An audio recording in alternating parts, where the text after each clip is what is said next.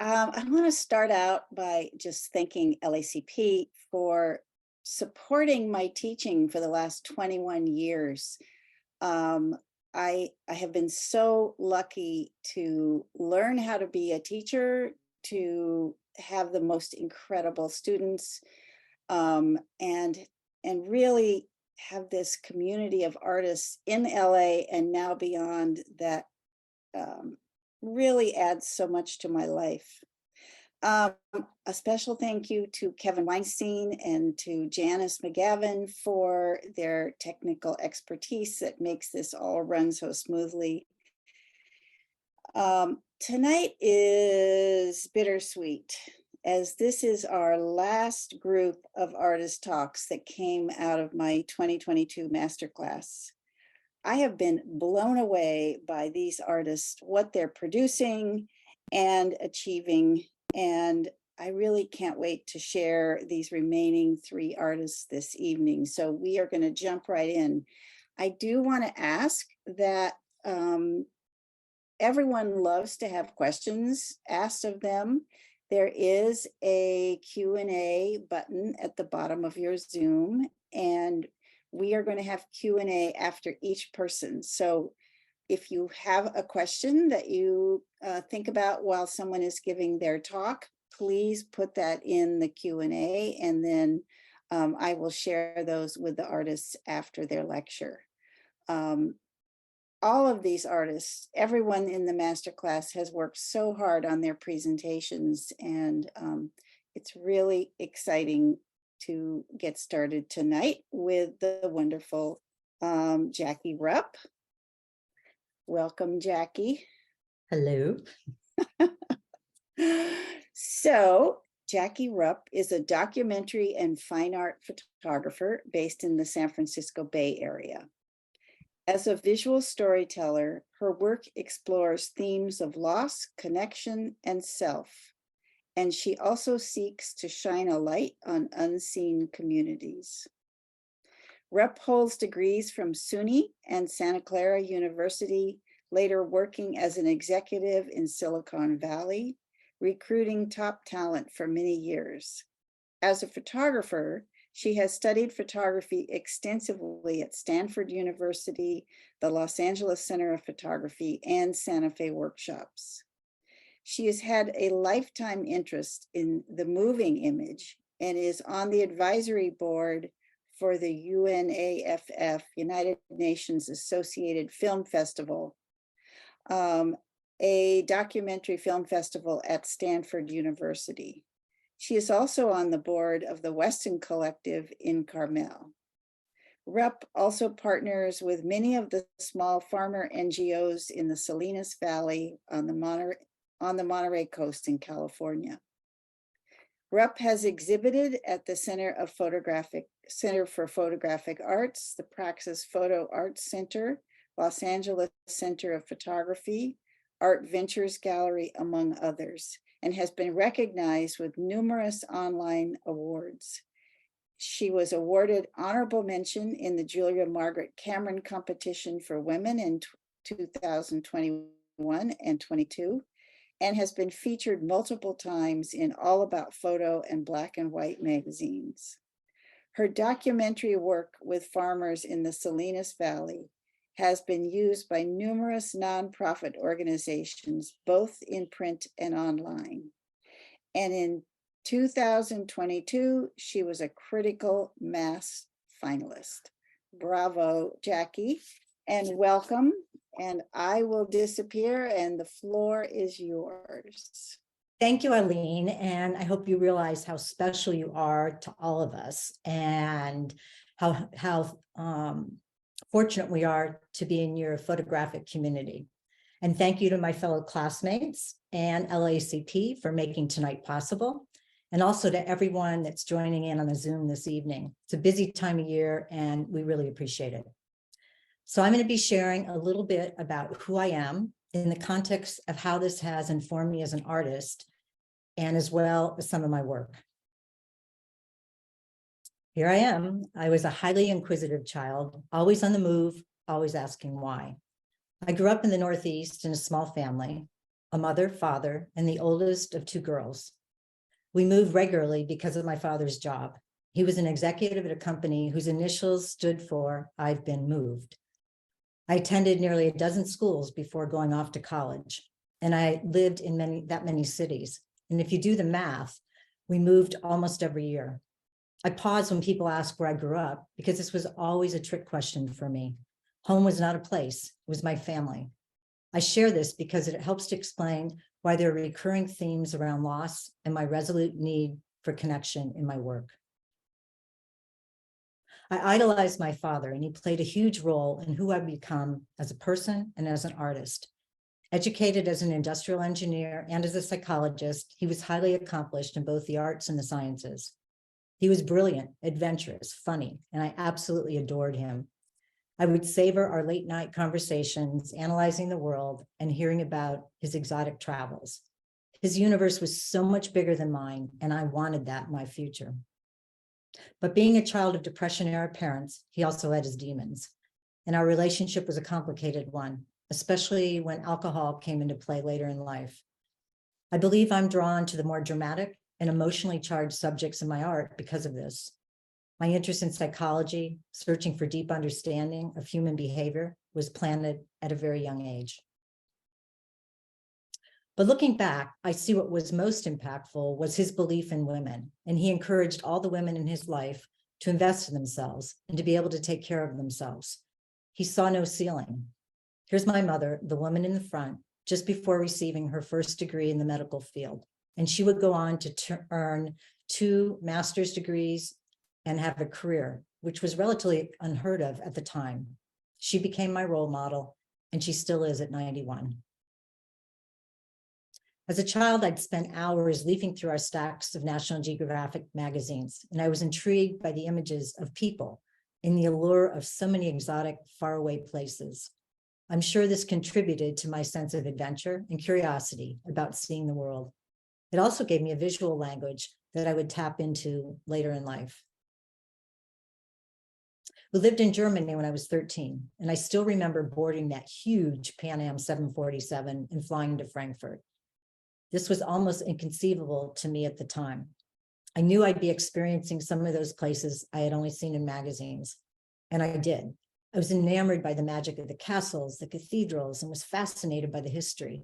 We traveled to over 15 countries that summer. I did all the planning. I was the tour guide and the family photographer with my little Brownie Instamatic. The world became a much smaller place to me. This all became part of my world as well, and it no longer just lived in a magazine. We moved to Woodstock shortly after we returned, which is an artist colony in the Catskill Mountains in upstate New York. It's also the place where the festival didn't happen. I was actually too young to go to the festival, but certainly old enough to know I wanted to be there. But living in Woodstock, I was surrounded by musicians and artists and in a community that valued the arts. And I too learned to appreciate the arts and would aspire to become an artist. It was here in high school where I took my first photography class, and I immediately fell in love with both the making and the processing of images. The sheer excitement of watching a photograph begin to appear in the developer tray, the smell of the fixer, and creating something. I remember the comfort and the solace of working in the darkroom. It helped me through some very tumultuous times at home. It was my retreat. It was safe and magical. I photographed a little bit of everything, and so began my 10,000 hours. I would have loved to have pursued photography and the arts in college, but I chose the business route. I wanted my independence and I wanted my office in the corporate world. My pursuit of photography would go on hold for a while, but the love never went away. My family moved to California while I was in college. And after visiting, I immediately fell in love with everything about it and followed. But this move was different. It was my choice now. I met my husband shortly thereafter, who had just moved west as well. We quickly settled into Silicon Valley, which was just beginning to explode. And I spent the next 30 years in the tech world. I had my corporate office. I would be the first woman in many executive roles over the years. And eventually, while working at Apple, was surrounded by incredibly talented and creative people, where the arts and the sciences came together, where both were valued. I found my people and a place to call home, and I'm still there. But unfortunately, a couple of years after we were married, I learned my father had colon cancer and only 6 months to live. I was devastated, terrified, and it rocked my world. I knew I had to be the strong one in the family, take the lead, and I did. And through this, I learned how to appreciate both the beauty and the horrors of what was about to unfold. I developed a new level of compassion and the ability to be fully present during one of life's most difficult times. The courage to be present will show up in my work. It's universal. It crosses cultures. And later, at a similar age, my husband learned he had the same cancer. And unfortunately, we lost him as well. I was a mom with 2 young boys, and I was completely overwhelmed for the first time in my life. I reconnected with photography. I began taking classes at Stanford and returned to the darkroom. It had helped me through tough and emotional times before, and I was confident that it would again. The creative process provided a diversion. It was something I could control, and it gave me such a sense of joy. I've studied many photographers and taken many classes and workshops over the years to develop my practice. And I'm fortunate that many of my teachers and fellow students are also my friends, and many of them are on this call. Scanning through this now, I realize one of the standouts from the masters for me historically was Dorothea Lange, who showed us the power that a single image could make on people's thinking, as seen above in Migrant Mother.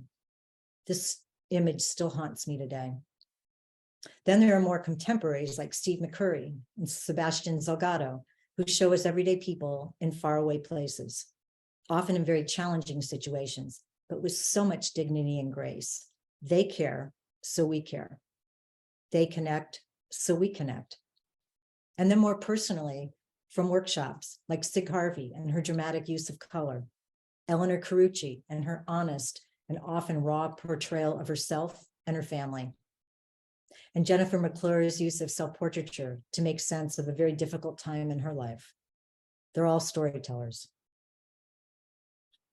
And I've expanded this visual vocabulary through my passion for the cinema and the moving image, captivated by the drama and intensity of Hitchcock films like The Birds and Vertigo. I still get a visceral response when I think of them.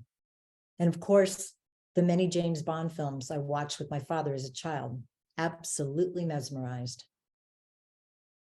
Then later, the psychological noir and crime thrillers like David Lynch's Mulholland Drive came into play, and Christopher Nolan's Memento, and classics like Pulp Fiction. Both the femme fatale and the dramatic cinematography captivate our minds and take us to a place of mystery and intrigue. And now I'd like to share some of my work.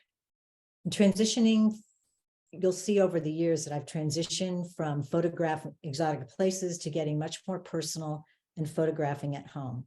But regardless, it's always about learning, and it's always about people. After my kids went off to college, I started exploring other cultures in earnest. And the more remote and the more off the beaten path, the better. In countries like India, Namibia, Sri Lanka, and Myanmar. And occasionally one of my boys would travel with me, which was a real treat.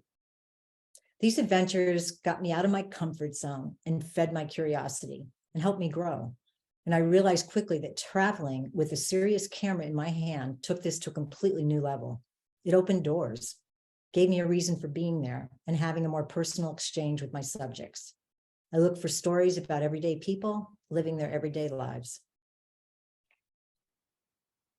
India has always held a special place in my heart, and I believe it's a sense of spirit and the sense of calm, even in the overcrowded chaos of the country, as seen here in the streets of Delhi. And watching a priest emerge from the Ganges River after a spiritual cleansing during the Kumbh Festival, which is one of the world's largest gatherings of humanity in a single place. Over 135 million people attended the year I went. It was crazy. And a drummer covered in bright neon pink powder during a holy festival in northern India, a spring ritual. And the playful, inquiring eyes of these 2 boys, which is so universal, and they could be from anywhere. and stumbling upon a fisherman's river dance early one morning in Myanmar, learning later this only happens once a year. We would not have been there if we didn't have our cameras, the magic of photography. A tender moment caught between a grandmother and her granddaughter, who invited me into their home on a small island in Colombia. And the universal image of children playing in the ocean. I've learned that so much of what we hear about with respect to other countries is usually very different than what I experience. It's usually outdated news, or it's about a very specific area. And it's always coupled with the fear of the unknown. Perfect example is when I went to Colombia earlier this year, and I was warned that it would be dangerous and there would be narcos on every corner. But what I found was very different. I found a beautiful, safe country where people were just as curious about me as I was about them. It reminded me a lot of Cuba. I feel a sense of responsibility when I travel. The photographs that I share when I return home are my way of giving back a little bit of what I have taken, my way of offering a new point of view and creating a new conversation about a foreign place. After leaving the corporate world, I also wanted my photography to have an impact here at home. And this was right around the time the news was exploding with so much negative rhetoric about immigration. Stories about murderers and rapists flooding over our borders, especially from the southern borders. I live in Northern California, so this was very real to me. It hit close to home.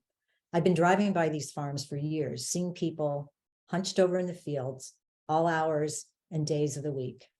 And I realized I knew nothing about the people I saw, nothing about their situation, and I wanted to understand what was really happening. And this became my project, The Unseen.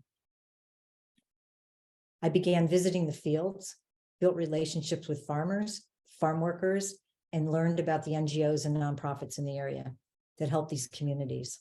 And I worked a lot with my mentor and good friend, Mark Tushman, on this project. And together we learned about the dirty little secret in agriculture, the one that nobody ever talks about, that many of these workers fly under the radar and choose not to be seen because of fear of deportation, and that we, the consumer, know something's amiss, but we choose to look the other way because we rely on their labor. We have a mutual pact not to see one another. I found incredibly hardworking people like Miguel, who shares the same hopes and dreams we all have, to live in a safe environment, provide for our families. I saw so much pride in the work that people were doing, pride in knowing they were caring for their families, both here and in Mexico. I was especially interested in the women like Maria. She moved to this country when she was 16 and started by picking strawberries 14 hours a day, 6 days a week. Yet with hard work and the help of some of the local nonprofits, she is now a farmer, leasing her own land and growing her own organic produce, which sells directly to consumers in the Bay Area. I saw how important family was. Angelica, Maria's daughter in the front, works as an environmental scientist by day, but she still helps her mom evenings and weekends on the farm. And here's Maria working later that evening, harvesting her crops, readying them for an early morning delivery. And I met Berta, who, thanks to these same nonprofits, has purchased her own farm and home. And she's actually purchased a small homes for her parents as well. I began building relationships with many of these NGOs that help the farmers like Maria and Berta, and saw an opportunity to help them to give back by supplying them with images they can use in their marketing, for their websites, social media, and the like. And I still go down to photograph. They become my friends. One of the biggest rewards was when I was invited to Berta's granddaughter, Jasmina's quinceanera. I arrived at 6 a.m. with my camera, spent the entire day as part of the family, even sitting at the head table during the party later that night. It was such an honor. It was such a privilege. I made a book for them. Family was so proud of her. They call her Princess, and you can see why. I also saw how quickly things change. Here's a typical example. Here are 4 generations of women from the Ghana family. The 2 women on the left are both farmers. born in Mexico, and the two on the right have been educated and born here in the US and have chosen to leave farming. This highlights how important it is for us to continue to support immigration. We need the labor, and we need a continual flow of immigrants to replace the future generations that will be leaving agriculture for more stable, higher paying jobs. Now I'd like to show you work from my current project, The Red Purse, which is personal and it really hits home. The Red Purse is a story of loss, of transition, and of my experience rebuilding as a young widow. With distance and the safety of time past, almost 20 years now, I turned the camera on myself, using self-portraits for the first time in my work, to explore those conflicting emotions I struggled with after my husband passed. Those emotions we don't talk about, and those we don't even want to admit to ourselves. Shortly after he died, I bought a red purse. It was extravagant, frivolous, impractical, totally out of character for me, but I knew I needed to have it, and I didn't know why. And for years, it just sat on my dresser untouched. Young widows have no peers. There are few role models, few resources. I had never done things in a conventional way, and I certainly wasn't going to do widowhood that way either. Yes, there was a huge amount of grief and sadness, but I also felt a sense of impatience to become whole again. I wanted what I had lost. I felt so raw and exposed. And it was reassuring later to learn that these exact words were used by other women describing this time in their lives. My identity changed immediately. I had trouble thinking of myself as a widow, unwilling at first to join that club. I paused whenever I encountered a marital status box in a form. I was no longer married. I was no longer a wife. I wasn't ready to feel single, and I did not want to be called a widow. I did not want to be under that shroud, and I didn't want it from my kids either. Time stopped. I went out in the world and everything had changed. I felt so alone, even when I was with people, especially when I was with couples, even ones that were close friends. Yet I also felt very feminine and sexual at times, which was so confusing, so disturbing. I was still a mother of 2 boys. It was embarrassing and shameful. And shame is such a powerful negative emotion. My world had changed and I knew I had to change. I looked for answers. I couldn't focus. I couldn't read for years. There was no one to talk to that I could relate to. So I escaped into films, imagining who I could become. The edginess of noir felt so right for me at the time, scary, extreme, and a touch voyeuristic. I began changing my surroundings, changing how I looked. LASIK, Botox, Invisalign, how I dressed. Would I still be attractive, desirable? And as time moved on, I knew I had to venture out in new ways. It felt so surreal. It was as if I was on stage and I was the leading actress in this new and imagined world. Sometimes it was real, and sometimes it was only in my mind. And I learned later that both were critically important to my journey. Whoops. I began to take risks, started dating, had new attractions, longed for a relationship to ease the pain. But with this came shame. It was almost as if I was having an affair, which made no sense at all. I was so vulnerable. I couldn't handle another loss or rejection. Not now. But I still had desires and fantasies, and I was still very much alive. I was so confused, so conflicted. There was no roadmap to refer to. I was 2 people in between 2 worlds. But I knew I had to keep venturing out to move forward.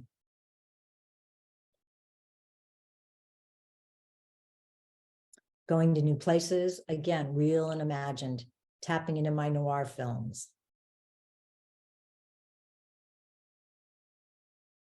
Trying new things, experimenting as if anything was possible, at least in my mind.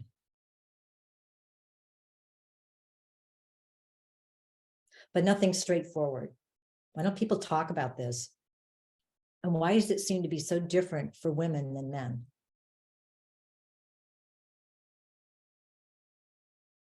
Over time, I began to feel much more confident, stronger, and gain more clarity about what I needed to move forward. But the questioning never went away. Gradually began to retreat into the shadows.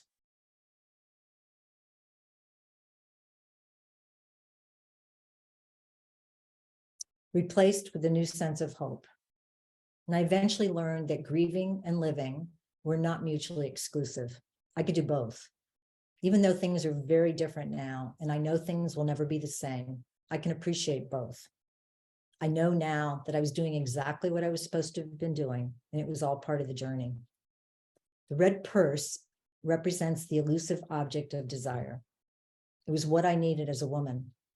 Red is both passionate and demonic. How apropos. This project is ultimately about personal change and giving yourself permission to go through phases of experimentation, some real, some imagined, where anything is possible, to emerge stronger on the other side and grow. And I'm thrilled to share that the Red Purse was selected as a critical mass finalist this year, and that I'm working with a publisher on a book which will be released next fall. And I want this to be a resource, a catalyst for people working through major changes in their lives, to create new conversations about a topic we avoid. Thank you for listening to my story. Yay! Wow, that was fantastic. You really articulated your whole journey in life in such a fantastic way. I have a couple of questions, and then questions are coming in for you. For my two questions are, what is the difference from photographing individuals in foreign lands to those closer to home? Is there must be something that feels different when you're, especially, the farm workers versus India. That's a great question. And I think a lot of it's a function of the language. And so most of the people that I photograph here in California did not speak English, and I don't speak Spanish. So it wasn't all that different, but I felt like it was much more comfortable. I was in my own country. I had a lot more control. When I tend to go to the foreign, again, air quotes, foreign, we're in, really remote places where you're just trying to figure it out. You may be in India with millions of people. I mean, there are other things going on that I think they're not threatening, but a lot could happen. And I think there's definitely much more safety at home, but ultimately it's about that conversation, that connection, and that moment with that person. And then that all becomes the same. Yeah, I feel like the farm worker work just feels so intimate, and you're almost photographing with love in a sense, which maybe you're not doing. I mean, your work in the foreign countries are fantastic, but it's different when you've really connected and engaged with the community. My second question is, you are so honest in articulating the journey of the Red Purse and your widowhood. I mean, so brave, just fantastic.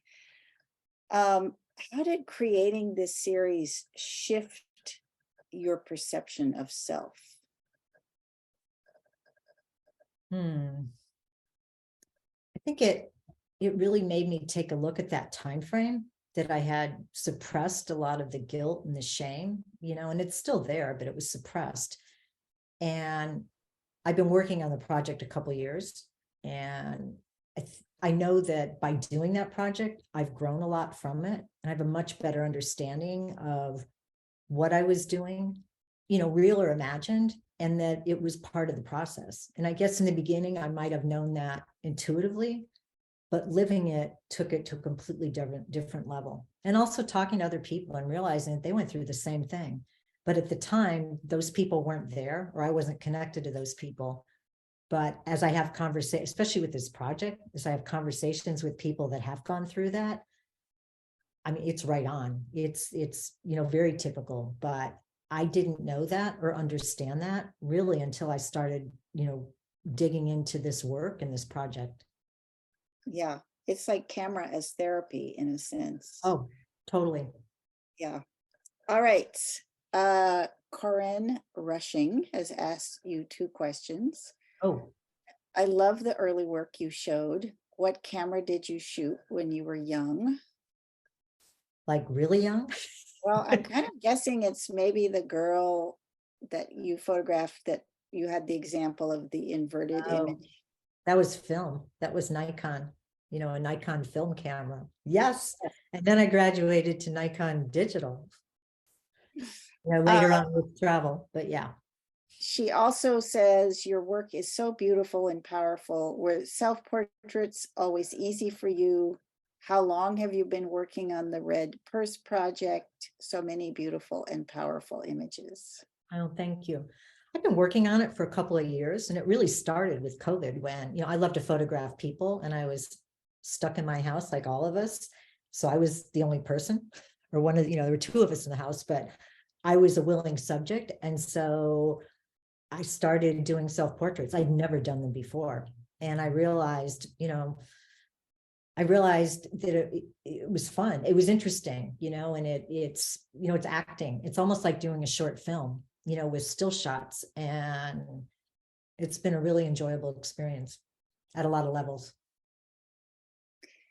Our dear friend Stephen Starkman says, how did you feel during the self-portrait sessions? You kind of just answered that, but I think you have to do a mindset because you want that feeling to come across. So I did a lot of journaling, and I kind of had a list of different emotions that I wanted to photograph.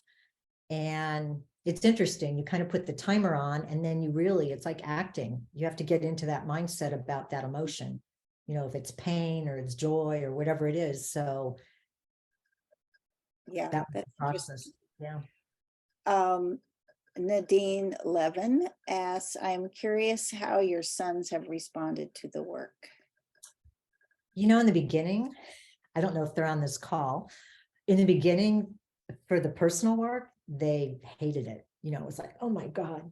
But they're, 30 now and they've gotten married. And as I talk through it, they realize, you know what, though, this is really important.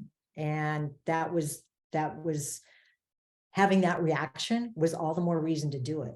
And so, they very quickly changed their minds. Mhm. I hope they still feel that way. I think they will. They're adults now. And I think it was really good to have that conversation. Now they can relate as adults, but it was really difficult at the time, especially 2 young boys and a mom. And we were Yeah. very close relationship, but that's a really good question. Michi Wong says, Jackie, I hope you continue to do self-portraiture. I feel there's more stories for you to tell and help others. Do you have any future projects in mind? I have some different things that'll probably go off from this, like potentially other widows. I've been doing some of that on this side. And I also have a personal project, a family project that I'm working on. So I think I know that I will continue to do projects that are closer to home. And for me, it's always about learning and sharing, and it's always about people. So, and I'll continue to work with the farmers too. And I want to take that, to a higher level. I'm gonna oh my goodness, they're flowing in. So Trisha McElroy says, wonderful work. Congratulations. Do you feel like you're finished with the Red Purse project? And if so, how do you recognize that it's time to move on? I think I'm not finished. I'm doing a book, so I have to be finished within the next few months. I think right now it's more about looking what I have and really pulling out what duplications, and also finding out where those holes are. So it's actually an interesting time in the project because it's like doing a film, and I want to make sure that I tell the right story. And so it's really much more about sequencing and really understanding what I have. So I still probably will continue to photograph for a few more months. And a lot of writing now too, a lot of writing now. Good. Lori Odorver says, anything that surprised you while revisiting your early grief for the Red Purse Project? I think the surprise was really that what I went through was normal, and, very fortunate to be a woman, now today, because there are no norms. We can kind of do whatever we want. So not bound by the same things, like my mother was a widow as well at a similar age. She had very different constraints around her. And, it's kind of a blessing and a curse for us. But I think the biggest surprise was reckoning with that shame. Marcia Guggenheim says, Jackie, this is an amazing series. The topic of being a widow is so important and often not discussed. You've brought it to life through your pictures. Thank you. Sudeshna Bank says, exceptional presentation. Your honesty and candor is palatable in your work and is enviable. And Candace S says, amazing work. What was the biggest thing you learned about yourself through this journey? I think I touched a little on the Red Purse, but I think the biggest thing that I've learned, because I've been photographing for years, is just the joy in doing a project. The joy in getting closer to home and doing a project. So there's a meaningful message, and the challenge in doing a project too. It's completely different than going to a country and, coming back with some images. So that's the direction I'm going now. It's deeper. Much deeper. Yeah, we're gonna wrap this up now. Then Nanette Freeman just points out that Susan Rosenberg has a photo project on widows. You might want to take a look. You can read that in the Q&A. But thank you, Jackie. That was fantastic. Thank you, everybody. And I'd like to welcome Bonnie Blake to the Zoom. If you want to undo yourself so we can see your face. Hello, Bonnie. Hi there. All right, I'm going to read your bio and welcome. Bonnie Blake is a photographic artist based in Los Angeles with roots in Louisville, Kentucky and New York City. She is inspired by the beauty of the natural world to create formal landscapes, portraits, and collages that explore the rituals of daily life and her concerns about the environment. Her work has been exhibited in venues including Auburn Gallery, 1650 Gallery, the Photo Place Gallery in Middlebury, Vermont. She's won honorable mention in the 2020 Creative Portrait exhibit at the Los Angeles Center of Photography. 6 of her images have been chosen for Amanda Thompson's upcoming book, Wings and Wonder and Water, about urban wildlife space at the Sepulveda Basin Reserve in Los Angeles, California. And knowing Bonnie as well as I do, this bio is just the tip of the iceberg. She has had a rich life in the visual arts, and you will hear all about them. So Bonnie, take it away. And those who want to ask questions, please put them in the Q&A. Thank you. Well, thank you all so much for coming this evening. I wish I could see your faces. It's just really a pleasure to do this presentation. And thank you to the LACP, Aline Smithson, and my classmates for creating this community where we can share our work. Making this artist talk has deepened my understanding of my photographic journey, like a rite of passage. Before I dig into the influences from the stew of my childhood, borrowing Aline's words, I want to share one of the insights that I discovered during my first portfolio review last spring. I'll use some of my landscape photographs to illustrate. I learned about the work of humanist geographer Yi-Fu Tuan. He described a term, topophilia, as a person's mental, emotional, and cognitive ties to a place.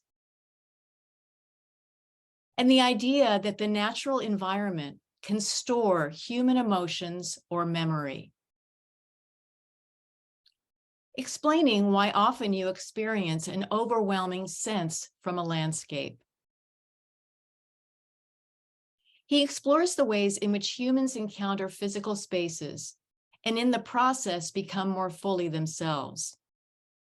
These are concepts I had experienced throughout my life, but had not been able to put into words. I just knew that I was compelled to photograph what spoke to my heart. Tuan's work begins to explain the magnetic pull towards certain places that make me feel more alive when I photograph them. Much of my process remains a mystery, and I'm okay with that. But it's been rewarding to put some of the pieces together. My parents grew up in Lowell, Massachusetts, preceded by generations of New Englanders going back to the Pilgrims on my mother's side. My father had a management position with GE. In the rush of post-war industrialization, they were transferred first from Lowell to Scranton, Pennsylvania, where I was born, and then a year later, transferred again to Louisville, Kentucky. They had never traveled beyond New England, and Kentucky seemed like the end of the known universe. They moved into a hastily built tract home on land stripped bare, full of nothing but red clay dirt. This huge upheaval in their lives, with neighbors whose different accents made even small talk difficult, had a profound effect on me. I was learning that the world was much larger than what was just contained within the boundaries of one town. Maybe this awareness planted the seeds of my curiosity about the world before clear memories were even formed. And maybe the confinement of my playpen contributed to my wanderlust. Before I was born, my mother's hobby was oil painting. She painted still lifes and landscapes by copying from prints of Impressionist masterpieces. I wasn't able to photograph her painting, so I'm using reproductions. My mother was from a working class family of 10 children, and after high school became a secretary. I wish I had asked her when she had been introduced to art and how she learned to paint. I took her skills for granted. They seemed to pour out of her effortlessly. Her enthusiasm for creating beauty instilled in me a lifelong fascination with art and a deep respect for painters. After the move, all her energy was spent transforming our yard with trees and flowers and a huge vegetable garden and making our tiny house into a home. Consequently, I never saw her make a painting, but her love of color, composition, and design were transmitted to me throughout my childhood. I watched her move furniture, hang paintings, and arrange flowers. She took my younger brother and I to art museums, movies, and plays. She was a powerhouse of energy and resourcefulness. My father's mother, the only relative who had the courage and the money to get on a plane in Lowell and fly to visit us in Louisville, encouraged my interest in travel. One of my favorite gifts from her was a subscription to Panorama books, slides, and records, travel guides to exotic locations. As I grew older, I became aware of the beauty that made Louisville a special place. There were 13,000 acres of a park system created by Frederick Olmsted, the landscape architect who also designed Central Park in New York. I remember my high school art teacher admonishing us to visit one of these parks on a spring day and to do nothing but sit and look at the many shades of green in the trees. I had no idea how meaningful this practice would become. I was also the keeper of the AAA triptych on our summer trips back to New England. There, I was introduced to the beaches of New Hampshire and Maine. My mother always referred to these places as home. I was utterly enraptured by the freezing cold saltwater waves and vast expanses of warm sand, where my parents were uncharacteristically playful and full of laughter. I have no photographs from these trips, but they are etched into memory. These are some of my present-day images from the Pacific coastline. Being near the ocean has always given me a sense of relief from the visual dissonance of urban life, particularly in Los Angeles. Also, a mixture of seemingly contradictory emotions, ranging from exhilaration to serenity. But it wasn't until remembering being at the beach with my family that I realized that this geography gave me a sense of being connected to something beyond myself, even if only the vastness of nature and the constancy of the tides. Henri Cartier-Bresson describes such places as where the pulse beats more. My father had a very different childhood than my mother. He went to private schools and then got a graduate degree in business. He was an avid reader, and he taught me how to read from the comics in the Courier Journal. The Adventures of the Girls in Apartment 3G planted the idea that I would one day move to New York City. Perhaps out of loyalty to my father, who died when I was 7, I became more enamored with words than pictures. I first moved to New York during my sophomore year of college for what is now called experiential learning. I worked as a copy girl at the New York Times. It wasn't until my early 30s that I learned how to take photographs. After graduate school, I moved back to New York to pursue an acting career. This contact sheet was taken by a commercial photographer for my headshots.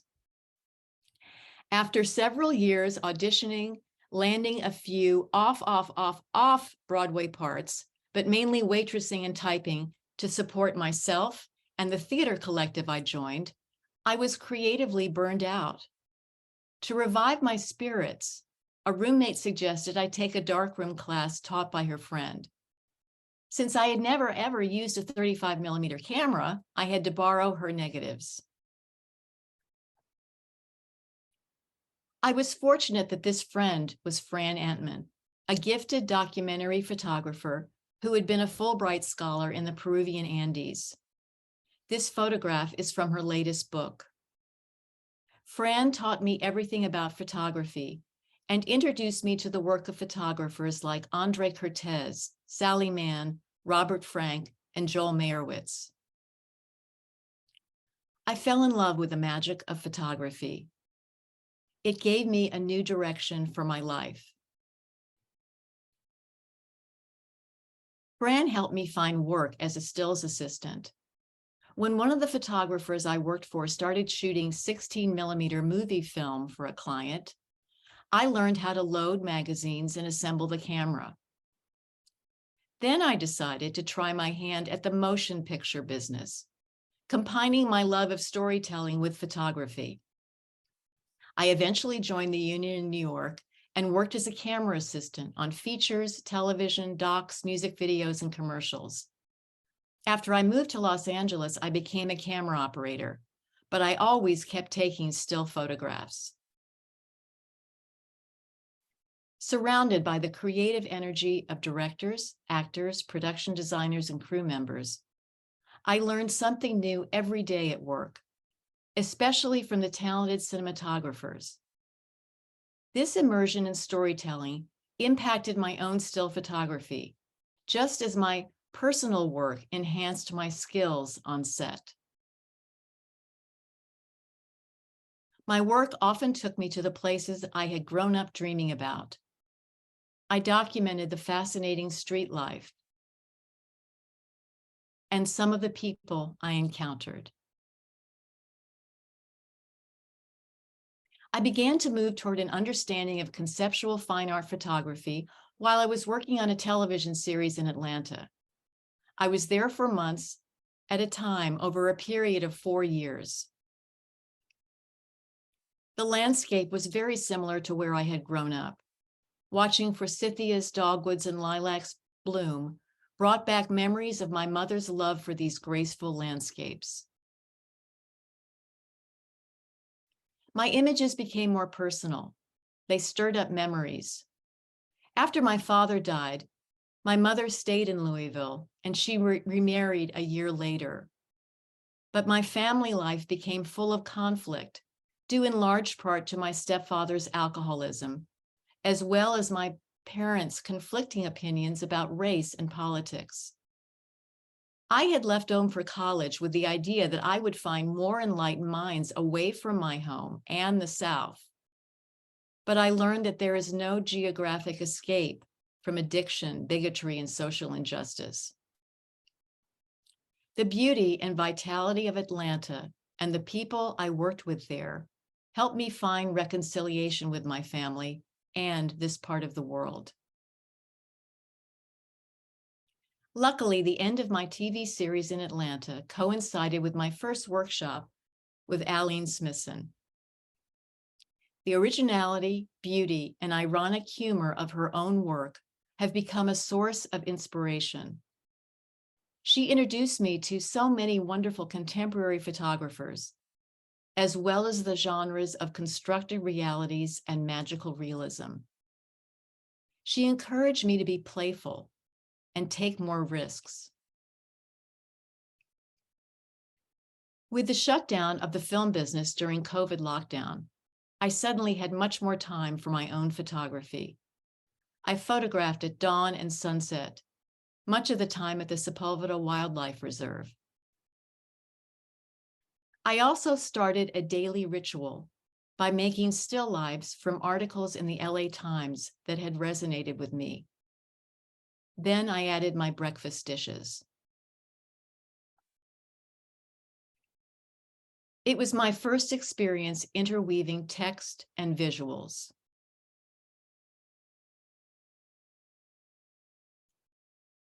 It was heartbreaking to read about so many people suffering from the inequalities in healthcare, law enforcement, and education, as well as from our climate crisis. Making these photographs gave me a sense of community with the outside world.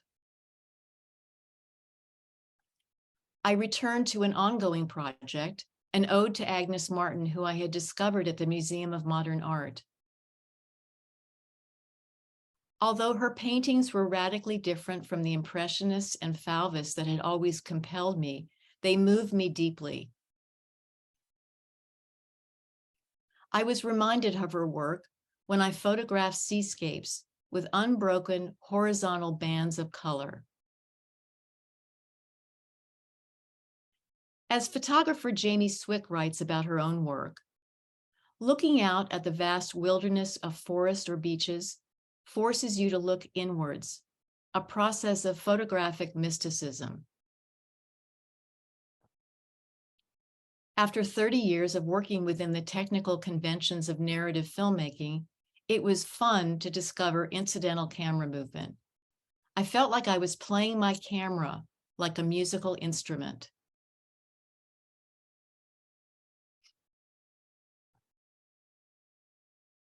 During this masterclass, I began working on my latest project. It began as a book pairing my favorite places along the Pacific coastline with literal and metaphorical meanings of being on the edge. Living on the edge, idiomatic, to have an adventurous or perilous lifestyle, to behave in a manner which creates risk for oneself. Once again, photography served as a survival tool during a period of transition. On the edge of a new life, as I approached retirement from the entertainment business, while still on edge from the pandemic and what often feels like the unraveling of our democracy. Postcards from the edge. As I spent more time in these places with such beautiful shifts of light and patterns of the waves, I became more aware of the fragility of this environment. The edge. There is no honest way to explain it, because the only people who really know where it is are the ones who have gone over. Hunter S. Thompson.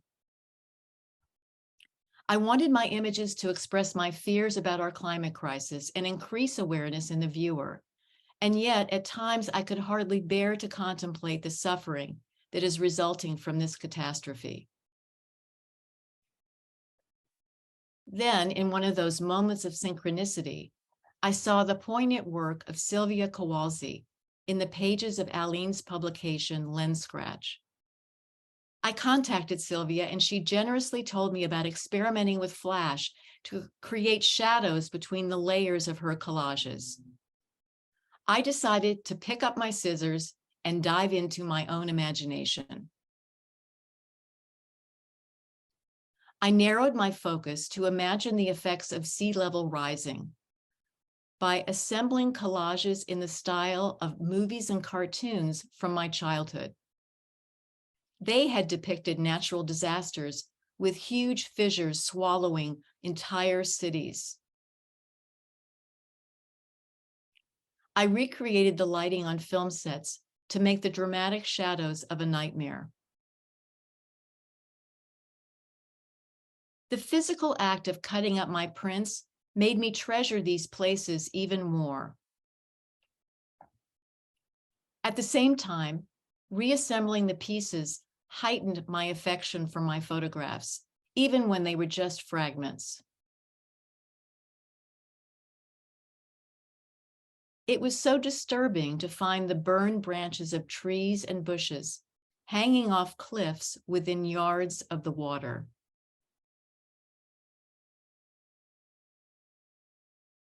It is disorienting to contemplate what lies ahead. But by embracing what I find so profoundly beautiful in these places, I am moving beyond feeling overwhelmed. I can begin to accept what Rebecca Solnit writes about in Why Climate Despair is a Luxury, and I'm starting to learn about solutions. I recently discovered the Climate Museum in New York, which is collaborating with climate psychologist Rebecca West. Their programs strive to counter the grief and denial caused by confronting what seems inconceivable. They are using inclusive arts-based programs that help people to reclaim and change the narrative surrounding climate justice, from one of helplessness to one of agency, from isolation to community.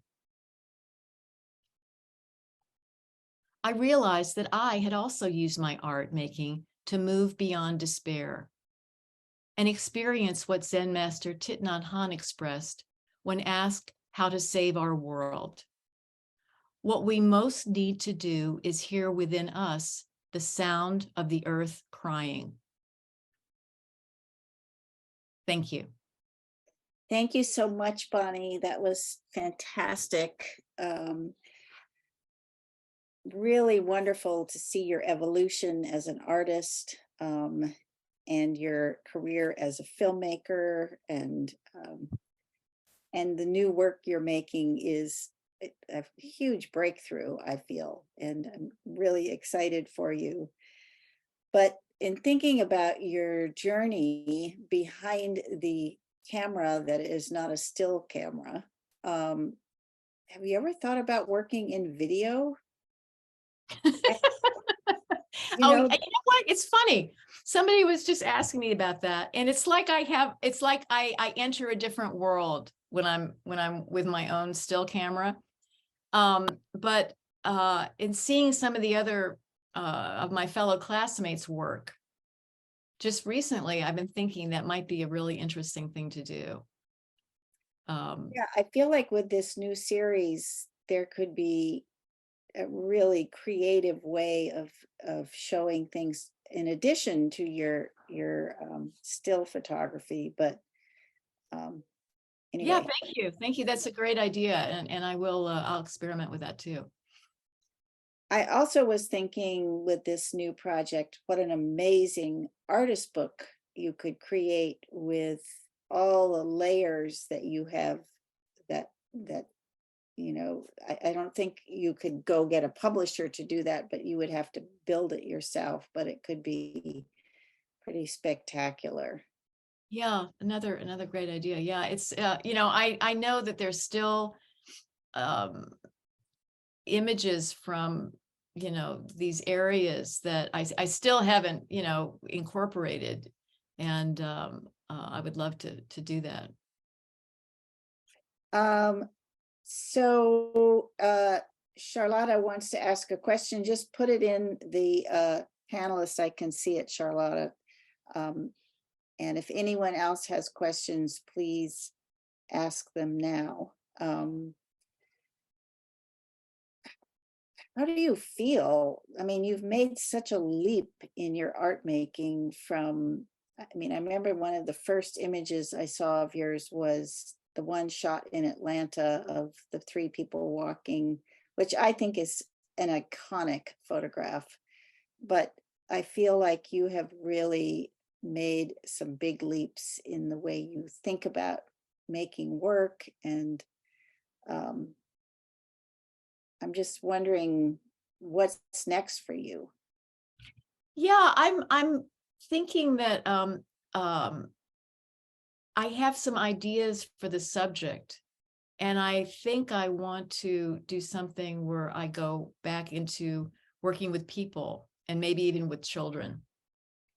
And when I was really working, doing a lot of work with actors, it was all about, much of my work was about capturing their performances and, the different angles of these people. So I always loved going off when I did my still photography and doing things that enormous wide shots that would never fit on anyone's television screen, or, tiny bizarre details. But now I feel like, yeah, I'm ready to sort of go back and do some things with human beings, human beings again. Steven Starkman asks, beautiful work. How did you evolve from postcards to the work you showed at the end? Well, this whole, I just really got into the spirit of trying anything. And once I started cutting, it was like, whoa, okay, what's next? Because I just always had felt like, you work so hard to make a composition, and you got it exactly the way you want it. And that's the joy of photography. You get this control over, what you create. But once I started doing that, I just got the idea of, and actually some people had suggested that I play around with water, that adding water, which I could even do more of. That's been done. Some people have done some amazing things using water and their photographs, the physicality of that. But I decided to finally try it too. Elizabeth Bailey asks, Bonnie, your collages are beautiful and extremely thought-provoking. Do you intend to pursue other projects with an environmental subject matter? Yeah, I definitely do. Definitely do. I that's sort of open in my mind. I haven't figured that out yet, but yeah, definitely. And Jackie asks, she says, fabulous presentation. You're so prolific, so talented. Which project is your favorite and why? My children, how do you pick? It's Sophie's choice. I I don't know that I can say, that's one of the joys of getting older, is that you start looking back in your work and you go, wow, that's interesting that I decided to go in that little, that path that day on that beach and find that area. I'm not really sure, but I also thought, and I didn't get to ask a question of Jackie, but I just found some similarities in some of our experiences with exploring the world and wanting to, document people and also tell stories. So that was really interesting. The variety of expressions of this. Yeah. Okay, we've got 3 more questions. Evan Nesbitt says, Robin Riker believes that the motion in your photos would be conducive to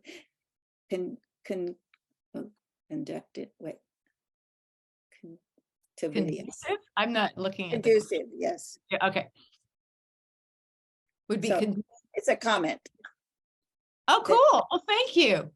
Thank you, Uh, thank you. Thank you, Robin and Evan, for coming. Thank you, everyone, for coming.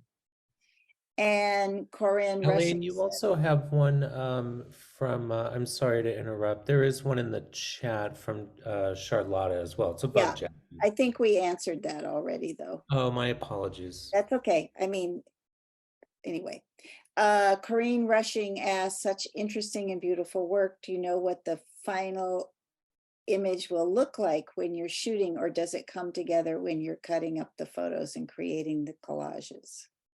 No, yeah, it doesn't come together till I, because I mean, a lot of these landscapes and seascapes, I had no intention of recreating different images when I shot them. I didn't shoot them with the intention of this project. This was all after I had started trying to write the book or put a book together.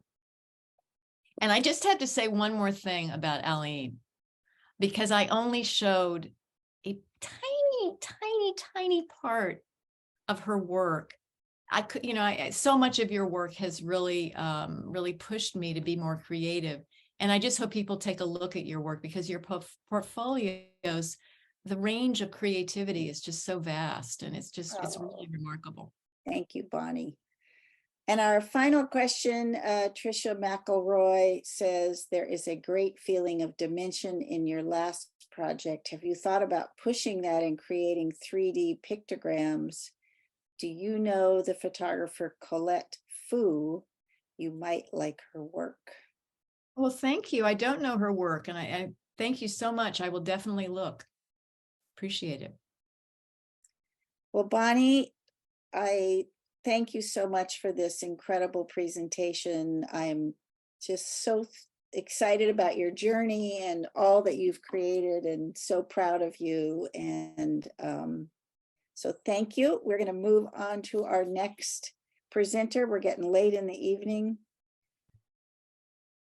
And Charlotta, you can enter the realm. Hi. Okay, I'm going to really work on this name. Charlotta Maria Huisdotter, because I know that's not quite it, but anyway, as close as I can get, is an Icelandic visual artist based in California who uses photography, collage, and mixed media in her work. Residing in the USA for over 20 years, she still draws on inspiration from her home country, Iceland. Created from the perspective of her experience with epilepsy, her work centers around the unique connection one has with places and moments in time, and how memories embody and elevate those connections. Huisdotter received a BA in photography from the Istituto Europeo di Design in Rome, Italy in 1997, and an MFA from the San Francisco Art Institute in 2004. She holds a diploma in creative and critical thinking from the Iceland Academy of the Arts. Her work has been exhibited around the world with solo exhibitions in the USA, Russia, and Iceland, including numerous group shows and photography festivals. Her photographs have been published in several magazines and books, as well as a monograph titled A Sense of Place, Imprints of Iceland by Daylight Books, that is in the collection of the Art Institute of Chicago, San Francisco MoMA, and Princeton, amongst others. Huisdotter's work is also part of numerous private and public collections, such as the Stanford Healthcare and Reykjavik Museum of Photography. And I also want to point out that Charlotta has a solo exhibition right now at the Chung 24 Gallery in Noa Valley in San Francisco. The title is Perception, and it's on the walls until January 21st. And looking at her social media and seeing what that show looks like, it looks like a spectacular exhibition that is more than one body of work. So I hope if you are in the Bay Area that you get a chance to go over and see that. And welcome, Charlotta. It's just a thrill to have you this evening. Thank you, Aline, for all you do, the inspiration you provided in the masterclass and the continuing support, as well as your contribution to photography in general. It's just astounding. And thank you, LACP, for all the resources and the great community provide for photographers, as well as this venue. I also appreciate every one of you that took the time to Zoom in. It's an honor to have this opportunity to present my work. I was born in Reykjavik, Iceland, but I've lived abroad for over 25 years. I was very young when I started traveling. The top picture is the first picture I took while vacationing in Florida with my family, age 6. In my 20s, I was lucky to get a job as a flight attendant working for Saudi Airlines. Based in Jeddah, Saudi Arabia, I traveled all over the world, mostly flying with Hajis to Mecca, which supported my studies at the Istituto Italiano di Design in Rome. And that school had an emphasis on commercial studio photography with a 4x5 view camera, which I quickly realized was not for me. Remembrance was the first personal project I did after I started my MFA at the San Francisco Art Institute. Iceland is interesting in a way that when you grow up there, you can't wait to get away and see the world, but eventually it pulls you back home. And after all this time away, I longed to capture the feeling of being home. And I began this work centering around my childhood home and places I had connections to in Iceland. This is my dad, my brother, Vivian, and I in front of our childhood home. Another interesting fact about Iceland is a large portion of the population has some half siblings. I have 5. And with this work, I wanted to create images that were reminiscent of the past. And I decided to use a plastic camera to emphasize the feeling of old photographs. A plastic camera also allowed me to overlap in camera multiple images to portray memory flashes. I was diagnosed with epilepsy in my 20s, which affects my memory, and I have frequent deja vus and disorientation, which makes me question my experiences. But unbeknownst to me at the time, this continues to influence all of my work and can be seen in the composited and abstract images that I'm still doing today. And this fragmentation and layering highlights the ambiguous relationship between truth and remembrance. My parents owned a farm where we went on the weekends. I loved it there, attending to the animals and going horseback riding.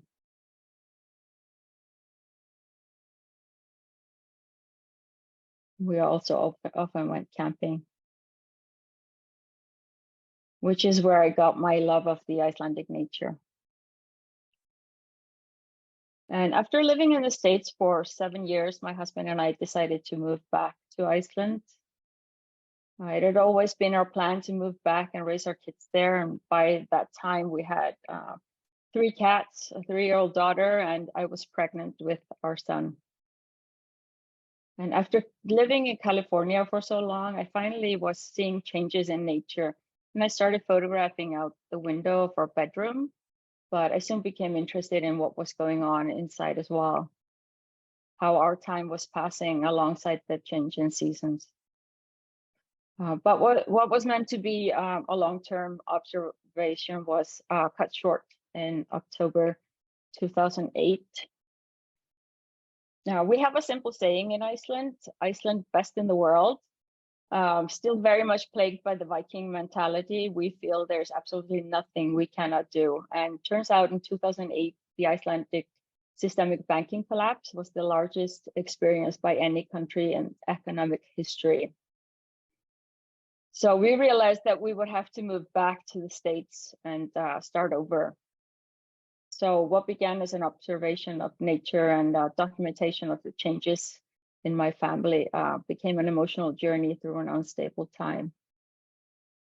And when we moved, I had 52 photographs documenting our life there.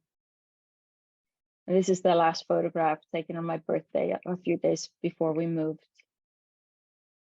And the pictures are quite intimate. So I made a diary-sized accordion book that can both be leafed through and displayed pulled out, which better visualizes the time passing. A Matter of Some Moments is a project I started after we settled in the States. I started thinking about how my kids would be experiencing their childhood growing up here.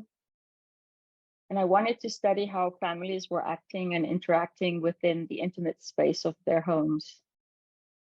I wasn't interested in portraits, but their connection to the space and to each other. And to do this, I would come in the morning and set the camera up in the room where the family spent time together and photographed for about an hour. Then I left the tripod in the same location and returned in the afternoon, and I was then able to record the changes that happened over the course of the day, the furniture that moved, items people used. And I wanted to capture the mundane moments we're creating and losing at the same time. And from around 100 photographs taken over the course of the day, I select 6 to 8 images that both show well what was happening and together create a compositionally good image. And then I layered them in Photoshop, pulling down the opacity of each to bring forth the other images. And I also created this video. It is a combination of videos and photographs. There's no sound to it.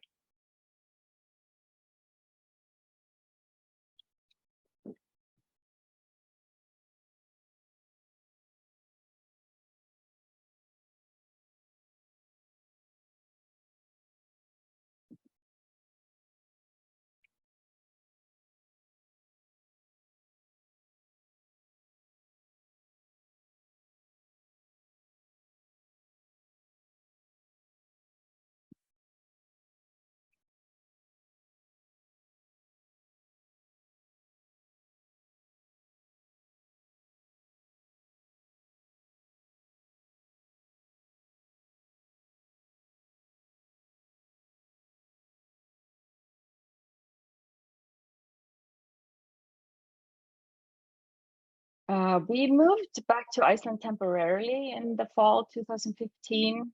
We felt the kids were becoming too American and wanted them to be more connected to Iceland. We rented an apartment near both of our parents, and it had a window overlooking the backyard. So I decided to do a similar project to look out.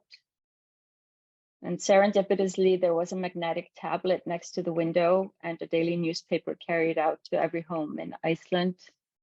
And instead of reading the news online, I started reading the paper, and I found the news and accompanying photographs much more impactful. I couldn't simply click the next link. So I decided to incorporate the outside world into our little shelter, and I started cutting out images from the newspaper, and I hung it on the tablet. And there was a lot of turmoil in Europe at that time, and I was especially moved by imagery of dispossessed refugees, and I wanted to juxtapose them with the confines of our protected space. One of the things I miss about Iceland is the light. And over the course of our time there, the tablet slowly filled with both newspaper clippings as well as some personal images.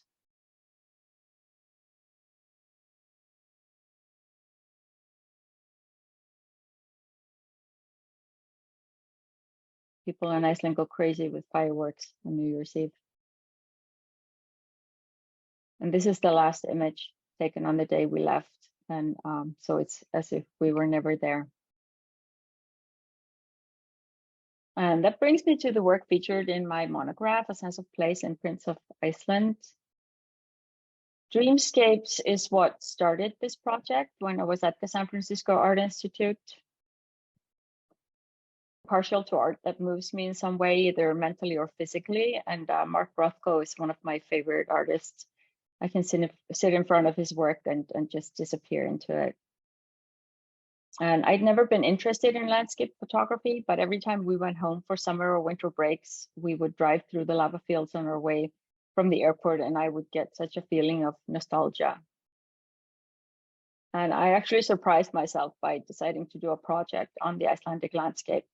But instead of portraying it, I wanted to capture the feeling of being in the space. So working with diptychs and triptychs and moved images, I wanted to portray a sense of moving through the landscape. I wanted to portray a sense of loss and disorientation. And this is Thingvallavatn. This is where the oldest parliament in the world was established, as well as where the North American and Eurasian tectonic plates meet.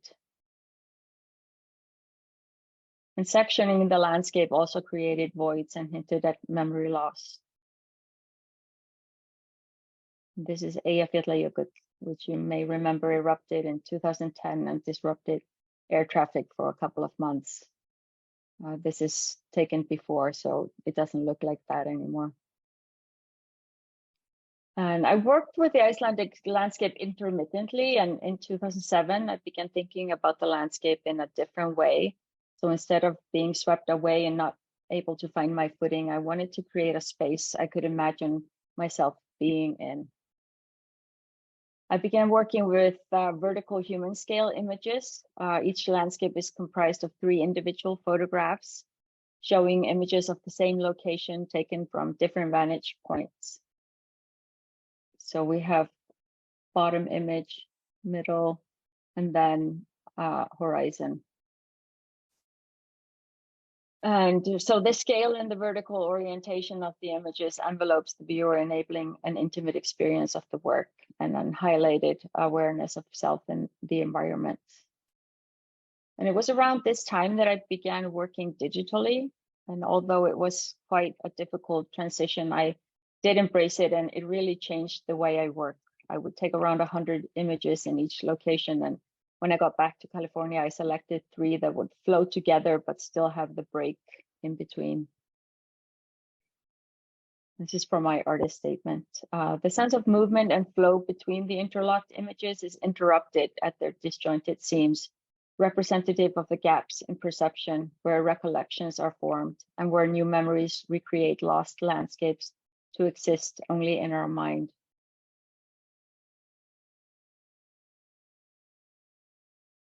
And they're all mounted on aluminum, so they resemble a doorway. And the idea is to walk into the landscape as a refuge, a space to stand in. And later I realized the similarities to vertical Chinese landscape paintings. They are called Shan Shui, which I'm probably butchering, which means mountain water. And apparently the concept behind them is for the painter not to present what they've seen in nature, but what they have thought about the nature, which I thought was interesting. Quoting a Shan Shui painting, is not an open window for the viewer's eye, it is an object for the viewer's mind. Scholars who were stuck inside for long periods of time would look at landscape paintings and imagine themselves outside, wandering through forests or hiking up mountains. These paintings served as a mental escape and a tool to think about the place humans have in the world. And by recreating these scenes, I'm left with an image that will, much like photographs do, become my memory of these places. And this is Gígjökull, a crater glacier. I photographed it in 2014 and again in 2019. And this is a comparison image that I've put here on the right. It had dramatically diminished over these 5 years. And Imprints is the latest installment in the landscape work. At the end of 2016, I started thinking about the landscape again, but this time I wanted to break it up into little pieces. I didn't want to just tear it up. I wanted it to be meaningful and somehow connected to me. So I started working with a fingerprint pattern. And I started cutting it up. And by doing that, I recognized the impact that I was having on nature. Whereas my previous landscapes were more about how the landscape was affecting me. And so the issue of climate change integrated naturally into this most recent work. And I've also been incorporating text into the work. This is from a paper on the effects of climate change by Michael E. Mann, a climatologist. And the passing of time has always been an important part of my work as well. So I started using topography layers to show the erosion of the earth and how it's changing. And that also shows the imperfections of memory. And it's quite something to be able to photograph in Iceland. In terms of the process, I start by selecting a place I'm interested in working with and the images I want to use. They need to be from different vantage points, so they represent the area well. And then I create a mask that brings forth those different areas. And the layers are then printed out in separate sheets, hand cut and mounted on foam core to create the depth. And then I glue them together. Here's a video of the process.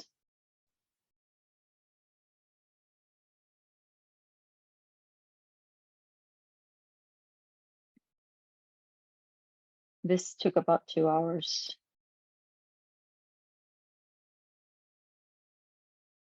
And the final piece is the layered piece. It's not a reproduction. I do make 5 versions of it, but since they are handmade, they're all unique pieces.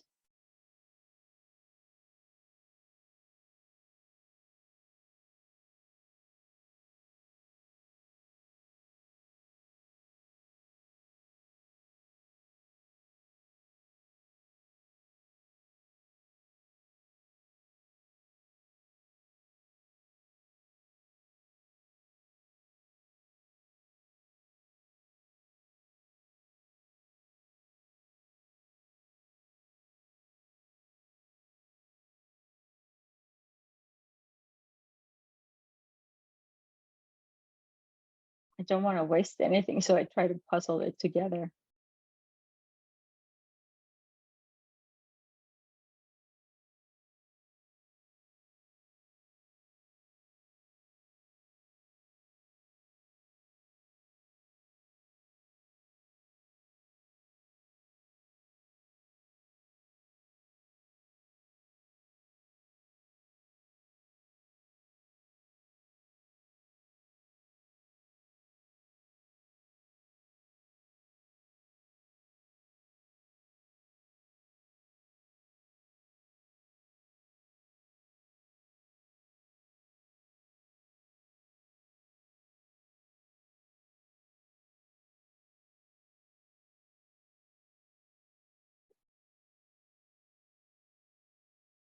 And as I said before, I like to engage the audience in my work. And I feel that with the layering and the cutouts, the viewer needs to bring their own experiences to complete the work. Each individual brings their own story and everyone reads the work differently. And the following pieces are 23 by 69 inches and are in 4 layers. And I wanted to create similar work to the Scapes pieces, but with the highlights on the gaps in memory. And the top layer is composited of 3 photographs, the same as in the Scape series. And the other photographs are then arranged in various ways to reveal the place the images are taken. And this is again Giuguk. It was devastating to see how it had receded when I went back. I spent about an hour photographing there, and when I was walking back to the car, I just heard some rumble behind me. And when I looked back, I saw the glacier was calving, which you can see here. So it's coming down. And it's amazing to see how varied the nature in Iceland is. There are 20 to 30 different images in these large works. They're all taken in the same location. And in this one, I have also added lava, one of the layers seen here.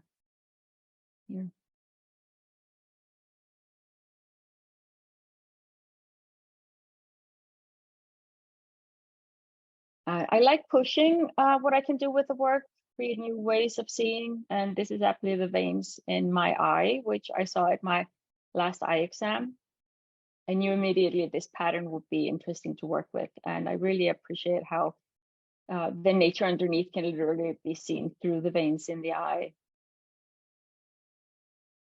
And using the veins in the ice pattern also led me to think about how we sometimes refuse to see what is right in front of us. So I added black velvet, which in this case is a bottom layer, the cutout photograph on top. I also started experimenting with a brain circuit pattern. When I have a seizure, I get memory flashes, and I wanted to see how that would translate into the work. And that brought me to start integrating the California landscape into the work as well. And in this image, for example, I see the Icelandic nature breaking through the California one, but I've also cut up the second layer on the bottom. There's black velvet, memory loss. You can see through here. And last year, I began thinking more about the effect of climate change and how I could portray that in the work in a different way. And this cutout is inspired by earthquake cracks. And I also started erasing specific parts of the landscape. And I'm using the black velvet to represent the degradation and disappearance of the landscape. And adding text. And while in Alim's masterclass, I was inspired to create a handmade artist book. And I did quite a bit of research since the book had to fit the work I'm doing, and I felt that the tunnel book format would work well.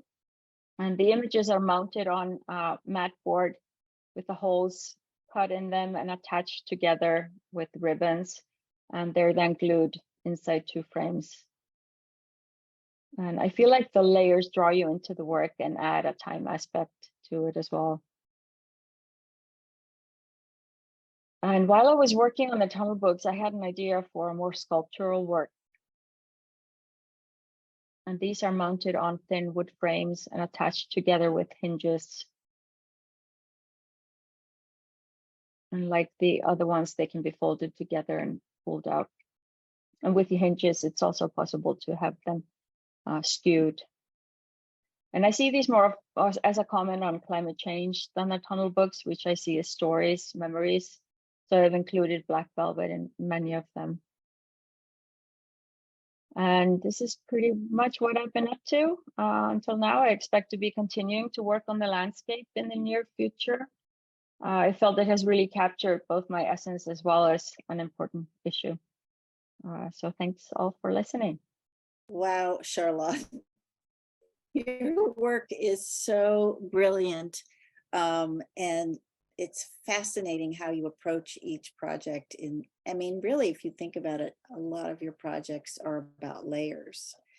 And the project that you did photographing families in their homes over a period of time.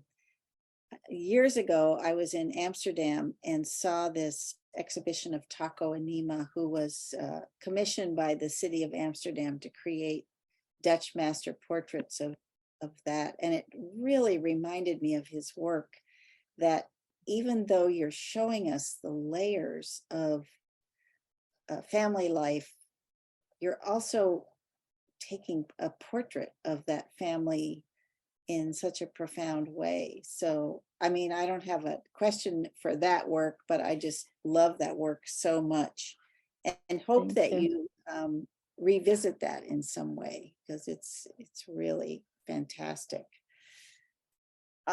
Your new work, each week you would, or each month you would share like a new construction that you had built. And I guess, just a simple question is, how the hell did you know how to create, figure that all out? I mean, this is very architectural, and there's a lot of layers and ways of thinking and how to move the pieces forwards and backwards. And is that just all trial and error? A lot of it is trial and error. And this whole project, I feel this whole imprints project has been a lot of trial and error. Often, in the past, I've often just gotten an idea and I've executed it, like the family work But I did a lot of tries. It started out differently than with the cutting out, cutting up the work and gluing it together. And so it was a process, definitely. And so it's a lot of trial and error, but I mean, the ideas come to me in a sense as well As you're doing it too. as I'm doing it. And I'm Yeah. constantly thinking about it and how I can push it. And Yeah. I mean, the possibilities are endless to yes, really exactly. take that work off the wall and make it into something sculptural. Yeah. But Barbara Boissavan asks you, thank you so much for sharing your gorgeous work. How might you see your work evolving in the future? Are there any new subjects or techniques you're interested in exploring or developing? Hi, Barbara. I am not sure. I am really enjoying this project, and also the hands-on aspect of it. Hand making it is something that I haven't been doing in my photography. That is that I really like. I would love to do this on a larger scale.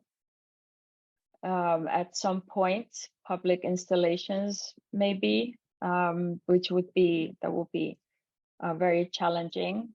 But usually, an idea pops in my head, and I'll do that. So maybe I'll wake up one day and get another idea and go with that. I'm not sure. I'm sure you will, no doubt. Jackie says, I love your work, especially how you experiment with so many techniques and approaches.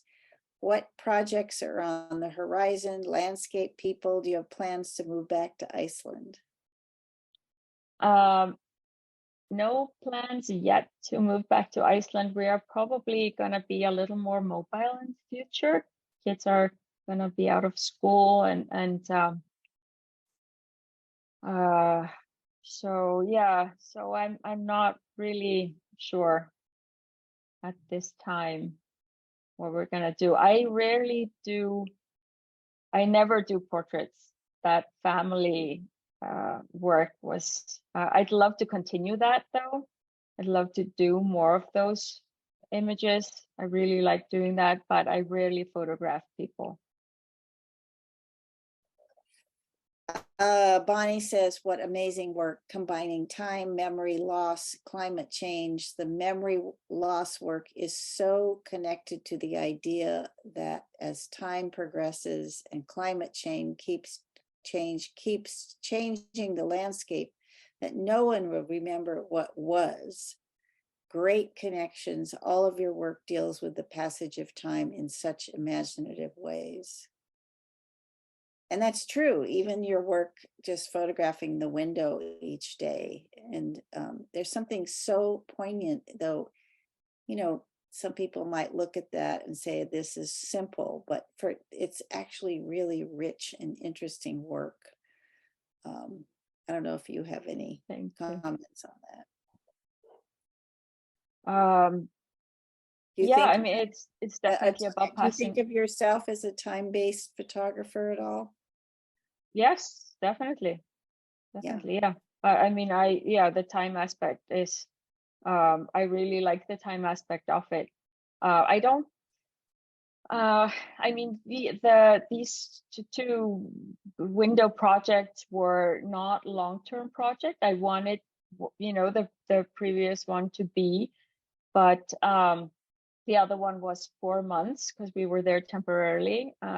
And usually I do shorter projects, but I really enjoy the time aspect of it. I like watching how they progress and how you're seeing the snow and the weather change and everything. So it's definitely something that I enjoy in the work, to see the time passing. Trisha McElroy says, amazing work. I love the layers through each project. They're so interesting. Your imagination seems boundless. Has there been anything that challenged you more than another? Those photo books, Aline knows about that, and the people in my class, my classmates. It was hard to figure out how to make the handmade photo books within the frames. I think that was the most, yeah, weirdly enough, the most difficult construction I've made. I really love the fact that you're adding black velvet to represent memory loss. That's a whole new sort of layering into this project. And if we're talking Yeah, I about started. memory, that really makes sense. Go ahead. Yeah, I started thinking about that last year. I wanted to, so I worked with some just white, just not having another layer of photograph. But it just felt that even with the white, there was something there. So I wanted to show the nothingness, and I experimented with that as well. I was trying to get very black paint, like the Vanta black, but that's impossible to get. So I experimented with some very, very dark black, but there wasn't black enough. And then I realized that black velvet is just completely black, no shadows or anything on it. And so that's why I'm using the black velvet specifically. I love that it's sensory too, that it's got a, That is true. yeah. Well, thank you so much for your incredible you. work and for your talk tonight. And if Jackie and Bonnie want to come on too, and I want to thank everyone who came tonight, and I want to wish everyone the happiest of holidays. And I want to thank these three women for inspiring me, and I always get choked up, but so much love to you three. And I'm so excited to see where you're going next. And congratulations, Jackie, on your book. And we will all be celebrating that.